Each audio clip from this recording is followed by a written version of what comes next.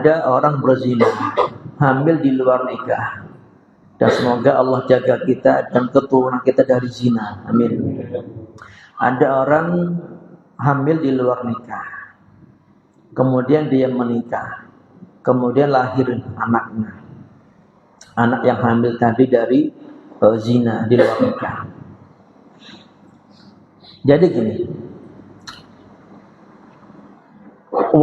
anak yang lahir di luar nikah itu nasabnya ke ibunya, bukan ke bapaknya.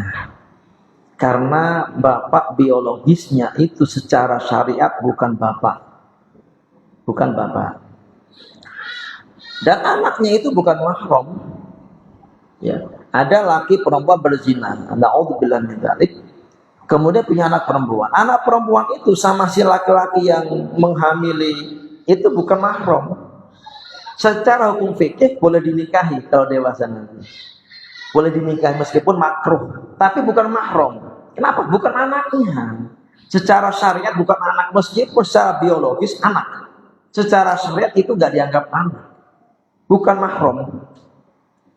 Kemudian kalau dia menikah, nah setelah menikah anaknya bagaimana? Apakah mahram? Kalau belum digauli belum mahram.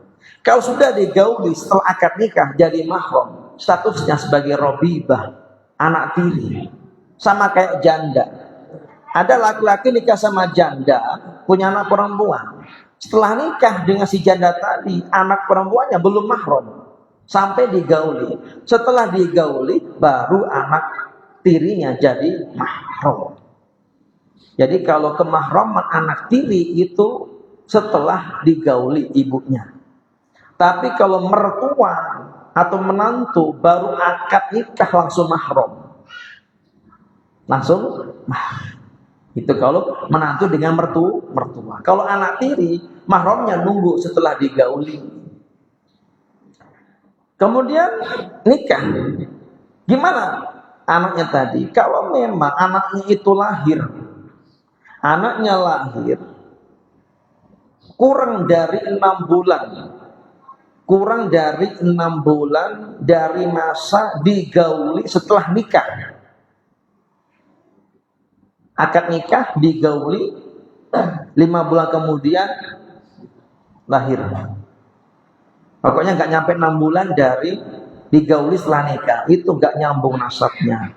Tapi kalau kok setelah digauli setelah nikah lahirnya itu 6 bulan atau lebih, itu masih bisa disambungkan nasabnya. Kalau nasabnya nggak nyambung, berarti bapak biologisnya itu bukan wali nikahnya. Nanti kalau si perempuan mau nikah, nikahnya dengan wali hakim. Wali hakim di Indonesia ya KUA. Itu wali hakim KUA.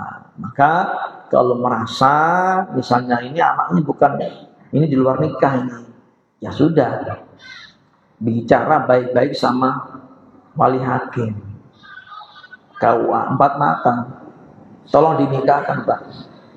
Nanti KUA-nya harus pinter, cerdas. Bahasanya nanti ketika akan nikah, bolehlah nanti pura-pura misalnya ini mewakilkan si bapak biologis bilang ke Pak KUA, Pak KUA kalau nikahkan si siapa namanya ini dengan ini, udah.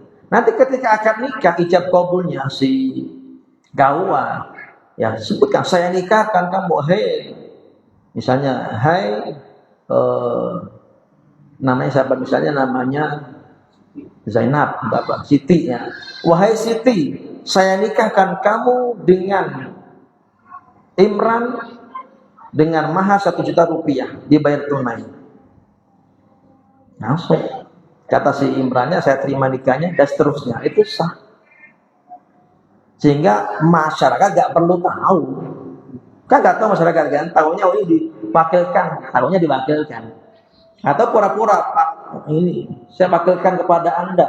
Itu formalitas. Sejatinya bukan wakil, memang itulah wali hakim sebenarnya, wali sebenarnya. Sehingga tertutup ya, nggak perlu kalau terus terang ini berhubung anaknya hamil di luar nikah maka wali hakim itu bongkar aib orang. Bahkan terkadang anaknya pun nggak tahu anak perempuannya itu kan, nggak tahu menang. Udah dapat mata dengan KUA-nya, biar mudah.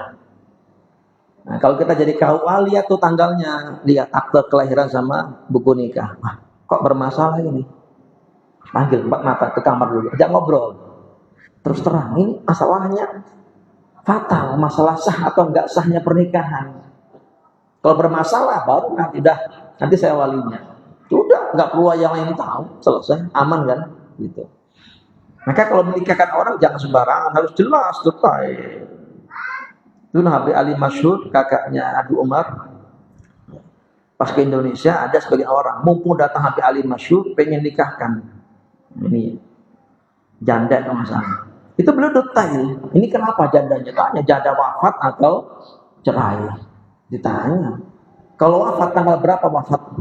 Dihitung. Idahnya habis itu belum. Hati-hati. Kalau cerai, kapan cerainya? Dicek. Terus sudah suci berapa lama masa sucinya? Kenapa ada kaitan dengan idah? Jadi nggak sembarangan, nggak bisa kita langsung datang orang minta dinikahkan langsung dinikahkan. Oh, nggak seperti itu, tanggung jawab dunia akhirat gitu. Maka saya pernah nolak seperti itu, nggak mau. Cek dulu, biar jelas. Bukan apa-apa, justru karena kasihan. Kalau nggak sah nikah, berarti apa hukumnya sih? Zina terus-terusan. Harus jelas.